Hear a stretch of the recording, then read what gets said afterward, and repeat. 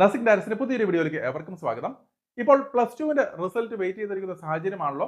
ഇപ്പോൾ കേരളത്തിൽ BSc nursing, BSc paramedical കോഴ്സുകളൊക്കെ സെലക്ട് ചെയ്യാനായിട്ട് താല്പര്യപ്പെടുന്ന കുട്ടികൾ ചെയ്യേണ്ട ഏതാനും ചില കാര്യങ്ങളാണ് ഇപ്പോൾ നമ്മൾ ഈ വീഡിയോയിൽ ഡിസ്കസ് ചെയ്യുന്നത്.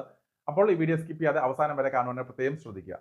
അപ്പോൾ നമുക്കറിയാവുന്നതുപോലെ തന്നെ BSc നഴ്സിംഗിന്റെ ആപ്ലിക്കേഷൻസ് കേരളത്തിലെ +2 റിസൾട്ട് വന്നു കഴിഞ്ഞതിന് ശേഷം മാത്രമായിരിക്കും ആരംഭിക്കുക. അപ്പോൾ +2 റിസൾട്ട് വന്നു കഴിഞ്ഞ് ഒരാഴ്ചയ്ക്കുള്ളിൽ തന്നെ ഇതിന് ആപ്ലിക്കേഷൻസ് ഓൺ ആകുന്നതാണ്. അപ്പോൾ ഓൺലൈനായിട്ടാണ് ആപ്ലിക്കേഷൻസ് സ്വീകരിക്കുക. അപ്പോൾ ഏകദേശം 3 ആഴ്ചത്തേക്കായിരിക്കും സാധാരണ രീതിയിൽ ഈ ആപ്ലിക്കേഷൻസിന് വേണ്ടി ഓപ്പൺ ആക്കിയിരിക്കുക.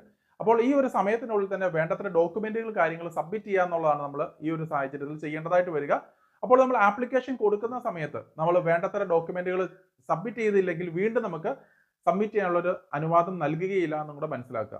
അപ്പോൾ ഇവിടെ നമ്മൾ പ്രത്യേകം ശ്രദ്ധിക്കേണ്ട ഒരു കാര്യം, LBS മുഖേന നമ്മൾ അഡ്മിഷൻസ് എടുക്കുമ്പോൾ നമ്മൾ പ്രത്യേകം ശ്രദ്ധിക്കുക, നമുക്ക് അതിനു വേണ്ടിയുള്ള റിസർവേഷൻസ് കാര്യങ്ങളൊക്കെ തെളിയിക്കേണ്ടതായിട്ടുണ്ട്. കാരണം നിരവധി റിസർവേഷൻസ് ഓരോ കാര്യത്തിലും അവൈലബിൾ ആണ്. അതിൽ ഏറ്റവും ആദ്യത്തെ നമ്മൾ നോക്കിക്കഴിഞ്ഞാൽ SC ST സ്റ്റുഡൻസിന് വേണ്ടിയുള്ള കമ്മ്യൂണിറ്റി റിസർവേഷൻസ് ആണ്. അപ്പോൾ നിങ്ങൾ കമ്മ്യൂണിറ്റി സർട്ടിഫിക്കറ്റുകൾ നിങ്ങൾ കയ്യിൽ ഹാജരാക്കേണ്ടതായിട്ടുണ്ട്.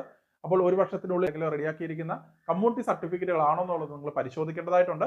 അപ്പോൾ ഇല്ല എന്നുണ്ടെങ്കിൽ തീർച്ചയായും നിങ്ങൾ കമ്മ്യൂണിറ്റി സർട്ടിഫിക്കറ്റുകൾ നിങ്ങൾ വാങ്ങുവാനായിട്ട് പ്രത്യേകം ശ്രദ്ധിക്കുക. നമ്മൾ കേരളത്തിലേക്ക് ഫോക്കസ് ചെയ്യുമ്പോൾ സ്റ്റേറ്റ് എഡ്യൂക്കേഷൻ പർപ്പസിന് വേണ്ടി മാത്രമായിരിക്കും നമ്മളിവിടെ മെയിൻ ആയിട്ട് ഫോക്കസ് ചെയ്ത് നമ്മൾ സർട്ടിഫിക്കറ്റുകൾ വാങ്ങേണ്ടതായിട്ട് വരിക. അതുപോലെ തന്നെ OBC കാറ്റഗറിയിൽ നമ്മൾ നോക്കിക്കഴിഞ്ഞാൽ നിരവധിയായിട്ടുള്ള OBC വിഭാഗങ്ങൾ നിങ്ങൾക്ക് ഇവിടെ സ്ക്രീനിൽ കാണാം. അപ്പോൾ സാധാരണ രീതിയിൽ വരുന്ന മെയിൻ ആയിട്ട് വരുന്ന ഈഴവ, അതുപോലെ തന്നെ മുസ്ലിം, OBH കാറ്റഗറിയിൽ തന്നെ നിരവധിയായിട്ടുള്ള ഓപ്ഷൻസ് ഉണ്ട്. OBX ഉണ്ട്, അപ്പോൾ ലാറ്റിൻ കാത്തലിക് ഉണ്ട്. അങ്ങനെ നിരവധിയായിട്ടുള്ള റിസർവേഷൻ കാറ്റഗറിയിലേക്ക് നമ്മൾ ആ ഒരു പ്രൂഫ് തെളിയിക്കുവാനായിട്ട് നമ്മൾ NCL അല്ലെങ്കിൽ നോൺ ക്രീമി ലെയർ സർട്ടിഫിക്കറ്റുകളാണ് വാങ്ങേണ്ടതായിട്ട് വരിക.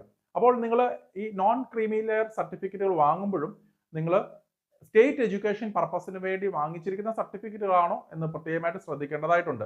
കാരണം നിരവധി കുട്ടികൾ നീറ്റ് പരീക്ഷ എഴുതുവാനായിട്ടും ഒക്കെ ആയിട്ട് ഈ പറയുന്ന സെൻട്രൽ എഡ്യൂക്കേഷൻ പർപ്പസ് എന്നുള്ള രീതിയിലായിരിക്കും ഒരുപക്ഷെങ്കിൽ നിങ്ങൾ ഈ പറയുന്ന സർട്ടിഫിക്കറ്റുകൾ കരസ്ഥമാക്കിയിരിക്കുന്നത്. അപ്പോൾ അങ്ങനെയുള്ള സർട്ടിഫിക്കറ്റുകൾ ഈ പറയുന്ന രീതിയിൽ നമുക്ക് LBSന്റെ ഭാഗത്ത് ആപ്ലിക്കബിൾ ആയിരിക്കുകയില്ല. അതുകൊണ്ട് തന്നെ നിങ്ങൾ സ്റ്റേറ്റ് എഡ്യൂക്കേഷൻ പർപ്പസിന് വേണ്ടിയുള്ള സർട്ടിഫിക്കറ്റുകളാണോ കയ്യിൽ വാങ്ങിയിരിക്കുന്നത് എന്നുള്ളത് മനസ്സിലാക്കാനായിട്ട് ശ്രദ്ധിക്കുക. അതുകൂടാതെ തന്നെ നമുക്കറിയാം LBSൽ നിങ്ങൾ അഡ്മിഷൻസ് അല്ലെങ്കിൽ ആപ്ലിക്കേഷൻ നൽകണമെന്നുണ്ടെങ്കിൽ നിങ്ങൾ നേറ്റിവിറ്റി, നിങ്ങൾ കേരളയിട്ടാണ് തെളിയിക്കുവാനുള്ള സർട്ടിഫിക്കറ്റുകൾ ഹാജരാക്കേണ്ടതായിട്ടുണ്ട്. നിങ്ങൾക്ക് അഥവാ ബർത്ത് സർട്ടിഫിക്കറ്റ്, അതുപോലെ തന്നെ SSLC സർട്ടിഫിക്കറ്റുകൾ, ഇതിലൊക്കെ ബർത്ത് പ്ലേസ് ഉൾപ്പെടെയുള്ള കാര്യങ്ങൾ മെൻഷൻ ചെയ്തിട്ടുണ്ടെങ്കിൽ അത് മതിയാകും. അഥവാ ഈ കുട്ടി ജനിച്ചിരിക്കുന്ന കേരളത്തിലല്ല എന്നുണ്ടെങ്കിൽ തീർച്ചയായിട്ടും ഈ ബർത്ത് പ്ലേസും കാര്യങ്ങളൊക്കെ ഇതിനകത്ത് മെൻഷൻഡ് ആകത്തില്ല. അങ്ങനെയുള്ള സാഹചര്യത്തിൽ നിങ്ങൾ നേറ്റിവിറ്റി സർട്ടിഫിക്കറ്റുകൾ നിങ്ങൾ കരസ്ഥമാക്കേണ്ടതായിട്ടുണ്ട്.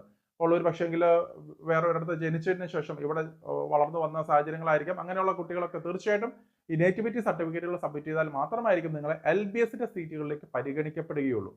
ഇത് കൂടാതെ വരുന്ന ഓപ്ഷനാണ് മൈനോറിറ്റി സർട്ടിഫിക്കറ്റുകൾ. നമുക്കറിയാം മെയിൻ ആയിട്ട് വരുന്ന ക്രിസ്ത്യൻ മുസ്ലിം സമുദായത്തിലുള്ള നിരവധി കോളേജുകൾ, നഴ്സിംഗ് ആയിക്കോട്ടെ മറ്റുള്ള കോഴ്സുകളിലൊക്കെ ഉണ്ട്. അപ്പോൾ പ്രത്യേകിച്ച് BSc നഴ്സിംഗിനൊക്കെ നിരവധി കോളേജുകൾ ഓരോ സമുദായത്തിന്റെ കീഴിലുണ്ട്. അപ്പോൾ അതാത് സമുദായത്തിന്റെ കീഴിലുള്ള കോളേജുകളിൽ ഏതാനും ചില സീറ്റുകൾ മൈനോറിറ്റി സീറ്റുകളായിട്ട് മാറ്റി വെച്ചിരിക്കുന്നുണ്ട്. MQ എന്നാണ് അത് രേഖപ്പെടുത്തുന്നത്. അപ്പോൾ മൈനോറിറ്റി സർട്ടിഫിക്കറ്റുകൾ നിങ്ങൾ ഹാജരാക്കേണ്ടതായിട്ടുണ്ട്. അപ്പോൾ പല ക്രിസ്ത്യൻ കുട്ടികൾ പറയുന്ന ഒരു കാര്യം, അവിടെയുള്ള വികാരി അച്ഛന്റെ സർട്ടിഫിക്കറ്റുകൾ വാങ്ങിയാൽ മതിയാ എന്നുള്ളത് നിരവധി ചോദിക്കാറുണ്ട്. പക്ഷെ ആ സർട്ടിഫിക്കറ്റ് മതിയാവുകയില്ല. നമ്മൾ മൈനോറിറ്റി സർട്ടിഫിക്കറ്റ് തീർച്ചയായിട്ടും നിങ്ങൾ കരസ്ഥമാക്കേണ്ടതായിട്ടുണ്ട്. ഇപ്പോൾ വില്ലേജ് ഓഫീസിൽ നിന്നും അക്ഷയ വഴിയൊക്കെ നിങ്ങൾക്ക് മൈനോറിറ്റി സർട്ടിഫിക്കറ്റ് വാങ്ങാനായിട്ട് സാധിക്കുന്നതാണ്. കാരണം ഈ മൈനോറിറ്റി സർട്ടിഫിക്കറ്റ് LBSൽ മാത്രമല്ല, നിങ്ങൾ ക്രിസ്ത്യൻ മാനേജ്മെന്റ് അസോസിയേഷൻ ആയിട്ടുള്ള AMCSFNCK വഴി നമ്മൾ അഡ്മിഷൻസ് എടുക്കുന്ന സമയത്തും നമ്മൾ അവിടെയും ക്രിസ്ത്യൻ ആണെന്ന് തെളിയിക്കുവാനായിട്ട് നമ്മളിത് ഹാജരാക്കേണ്ട അല്ലെങ്കിൽ സബ്മിറ്റ് ചെയ്യേണ്ടതായിട്ട് വരുന്നതാണ്. അതുപോലെ അടുത്തൊരു കാര്യം EW സർട്ടിഫിക്കറ്റ് ആണ്. മുന്നോക്കക്കാരിൽ പിന്നോക്കം നിൽക്കുന്ന ആൾക്കാർക്ക് വേണ്ടിയുള്ള ഏതാനും ചില റിസർവേഷൻ ആണ് EWS, എക്കണോമിക്കലി വീക്കർ സെക്ഷൻ എന്ന് പറയുന്നത്. 4 ലക്ഷം രൂപ താഴെ വരുമാനമുള്ളവരും അതുപോലെ 2.5 ഏക്കറിൽ താഴെ സ്ഥലമുള്ളവരുമായിട്ടുള്ള എല്ലാവരും തന്നെ EWS പരിഗണനയിൽ വരുന്നതാണ്. അപ്പോൾ ജനറൽ കാറ്റഗറി വിഭാഗത്തിലും തീർച്ചയായും നിങ്ങൾക്ക് ഈ പറയുന്ന പോലെ EWS റേഞ്ചിൽ വരുന്ന ആൾക്കാരാണെന്നുണ്ടെങ്കിൽ നിങ്ങൾക്ക് EWS സർട്ടിഫിക്കറ്റുകൾ നിങ്ങൾ കരസ്ഥമാക്കേണ്ടതായിട്ടുണ്ട്. ഒരു കാര്യം ഞാൻ പ്രത്യേകം സൂചിപ്പിക്കട്ടെ, ഇവിടെ ഗവൺമെന്റ് നഴ്സിംഗ് കോളേജുകളിൽ അല്ലെങ്കിൽ ഗവൺമെന്റ് കോളേജുകളിൽ മാത്രമാണ് EWS പരിഗണന അല്ല റിസർവേഷൻസ് ലഭിക്കുക. അപ്പോൾ മറ്റുള്ള സെൽഫ് ഫിനാൻസിങ് കോളേജുകളിൽ, പ്രൈവറ്റ് കോളേജുകളിൽ, സിമറ്റ, സിപാസ് ഉൾപ്പെടെയുള്ള സെൽഫ് ഫിനാൻസിങ് കോളേജുകളിലൊക്കെ തന്നെ LBS സീറ്റുകളിൽ നമുക്ക് EWS പരിഗണന ലഭിക്കുകയില്ല.